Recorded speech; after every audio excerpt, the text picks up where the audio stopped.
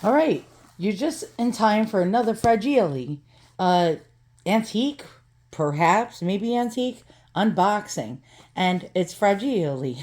All right, so let's get this open and see what's inside. Now, this is an Etsy purchase. Generally, I don't buy from Etsy. Now, the reason why I don't buy from Etsy is because most of the dealers are experienced and it's very, very hard to get a deal. Now, I was hoping that this is actually Victorian. The seller's pictures weren't very good, they were sort of fuzzy. And so I took a chance. It was $16, and I'm hoping it's really Victorian and not Victorian Revival. Victorian Revival is not what I want, but if it is for $16, I'm not going to cry. And so let's see what it is, what I thought it might be, and hopefully it will not be the latter, what I was saying, Victorian Revival.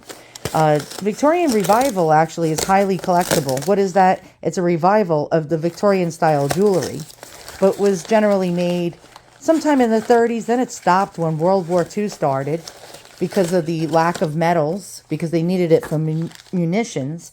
And they also got the beads, a lot of the beads and a lot of the pieces that would go with costume jewelry from Europe, and that stopped. And then after World War II, the revival, like in the 40s, really, went up there, and everyone was reproducing Victorian pieces. Very interesting. And I hope that this is not an imposter. No imposters, please. And it could be, it most likely will be at $16. The seller, the dealer was like a hodgepodge dealer. One of those dealers that find things at thrift shops and garage sales and doesn't know much about things. And they had a lot of junk in their shop. But I saw this, and $16 was something that I was okay with. So what do we got here? We got a bracelet. It looks very Victorian. So let's get in there good. But it looks too clean to be Victorian. Now, it had a cameo. So this is actually something I'm hoping that is a real Victorian cameo. So let's, I'm afraid to look. Yes, I am afraid to look. All right, you ready? Okay. Wow. Okay. Now, I'm not an expert. Definitely. Now, why is my camera not focusing? Hold on. Hold on. Okay, now here's the clues we have to work with. Okay, so we know in the Victorian era, ladies were very, very, very dainty, and not like the ladies of today with big fat wrists and big hands and big feet, like, well, me. And so this is a very, very small bracelet. So I'm going to show you the width of this bracelet. Now, generally, Victorian ladies had very thin wrists. So a common size for a bracelet would be about 6 to 6.5, when the common size for a bracelet in today's day and age is about an 8. Yes, an 8. That's how much bigger we got. Now we have this, what appears to be intaglio, or impressed, or actually etched in to this fabric here, or whatever material, some kind of a cameo, and it's very hard to show you. But what is it made out of? Okay, now this is very, very, very Victorian right here on the side. I think they call it a pagne something, whatever, but there's no enamel in it. It generally would have some kind of, I think it's something, towel something. I don't know. We'll look it up. We'll Google it. We're going to go down the Google rabbit hole. Now, what are the other clues? Does it have any markings, and what kind of closure? Okay, so we have, do you hear that sound? It sounds like a bunch of cows are running down my stairs. It's my two little dogs. All right, so we have a safety chain. We have this weird tongue and groove type of closure. Very, very interesting. Let's look at the inside of the gem. It looks faceted. Now, it could be plastic or glass. And I'm looking at this. It's looking like in the center it could be glass. And going around it where we see the laurel wreaths. Don't know if you can see that. It looks like it could be some kind of Bakelite or plastic. I don't know. What's this red schmutz over here? Hold on. All right. And does it have a hinge? Okay, so it does have a hinge. And I don't know how old it is. Now, let's see if I can actually wear it. Because generally, like I said, ladies had smaller wrists. Hold on. I'll be back. Okay, so again, let's study the bracelet. Let's look at the details. Now, it's very clean. to be Victorian. Now, if it was real Victorian, then this would probably be gold because there's absolutely no wear or tarnish like a brass piece should have. What is that little blue thing in there? I don't know. How do you open this? And okay, okay, so there's a little tab. Let's try to open this if we can. And I'm afraid of breaking it. I don't know how to do this. Oh, there we go. Okay, so let's see how it... okay, so it comes apart like that. Interesting, interesting. All right, now let's check out this little gem now that we can see it. Now, I do have Victorian. I have a watch fob chain. I'll show you, made out of glass. Hold on, let me go get it. It's real Victorian. Now, here is actually, we'll put this like this. Here is my antique Victorian watch fob chain that I actually turned into a necklace. I attached it to a toggle. And here we go. And let's look close at this. Now, this is raised. It's a repoussé, so it's actually raised up from the glass. This is actually impressed into the glass. It does look like glass, or it could possibly be onyx. I don't know. Do you see how it shines in the center, but it doesn't shine around the edges? Let's try to take a look. What is that material? Now, there are many different materials that this could be. Resin, number one. We don't want it to be resin. Number two, it could be something called, and I'm going to get it wrong, gutta percha, something like that. Or it could be vulcanite. Don't know. But now let's study the cameo, the face of the cameo. And, this is very, very tricky. Now, here's our Victorian counterparts. And this is really 1890s. And let's go ahead and take a look. I mean, it's very hard to tell. Now, for size, let's see if this can fit. And if it is really, really small, it's most likely older. Okay, got my loop. Guess what? We are this close to solving the mystery. I just found a marking. Let's see if we can get in there with my loop. Hold on and see what it says. Now, where did I see it? I just saw it. Aha, right here.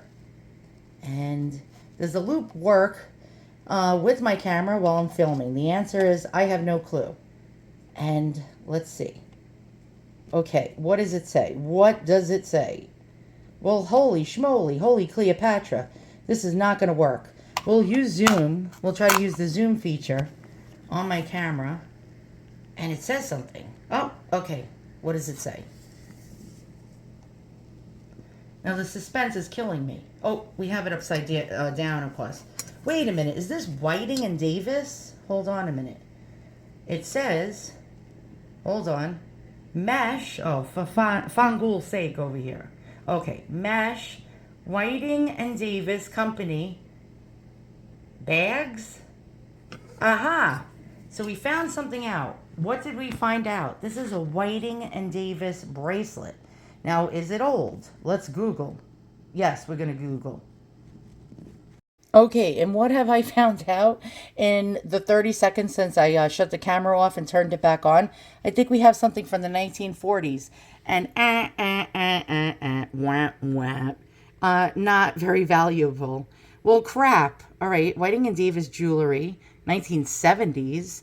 Buckle bracelet, 1940s, 48 doll hairs. Let's check this out. And we're going to learn something, boys and girls. What did we learn today? That most likely, if you think something is Victorian, you see it for 16 doll hairs, it is most likely going to be a fake. And am I upset about it? The answer is no, because it was only 16 bucks. And even if I wanted to flip it or resell it, we're at $48 here. Now I got all excited. I saw this auction sold for $303 when I saw Whiting and Davis. But sadly, it's for 6 Whiting and Davis mesh bags with a bangle bracelet.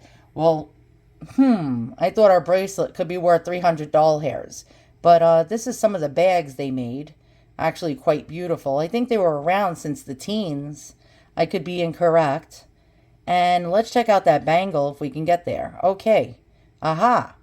All right, so our bangle is literally like worthless when it comes to value.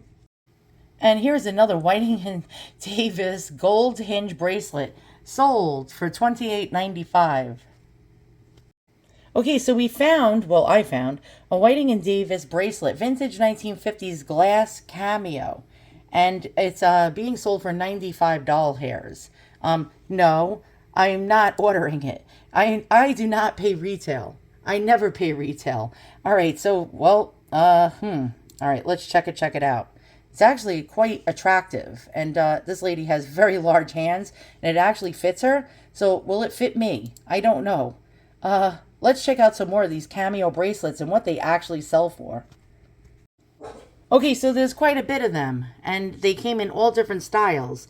Oh, here we go. Out of stock. This one is similar to mine with that black color. Out of stock on Ruby Lane. What did it sell for? Whap, whap, whap, whap, whap, whap, whap. Oh, man, 25 doll hairs. And another cuff bracelet with a glass cameo from Whiting and Davis. 39 doll hairs. Well, at least it's sold. I at least don't have a total piece of junk on my hands. There may still be hope. Somebody's selling a Whiting and Davis cameo. Well, it's different than mine. It's not like the black glass. It has its original label, 72 doll hairs, but it didn't sell for that. And here we go. This one is Whiting and Davis ornate mirrored molded cameo statement bracelet, $69.99. Okay. And here we go, another one. This one is $58.85. Is it similar to mine? And let's check it out. Not totally similar, although this does not look like, exactly like mine. Mine actually looks bigger, but we get the gist now of what we got here. And here's another Whiting and Davis cameo. I guess it's 1950s. Okay, interesting. $67.95 for this one. And it says a rare find. Well, I don't think so. All right. So if I even sold mine for 50 to 60 something dollars, if I wanted to resell it, I wouldn't be so unhappy. There's no need to be unhappy when you only pay 16 doll hairs for something. Now let's see, does it fit the big old wrists? Let's check it out. Okay, that sinking realization when even a Victorian revival bracelet will not fit your fat ass wrists. Well, hey, hold on. Can I get this? Oh my God, how do you do this? How do you even put one of these things on? Well, shit. I think it'll just make it. Come on, get on there, old Betsy. Oh my God, wait, hold on.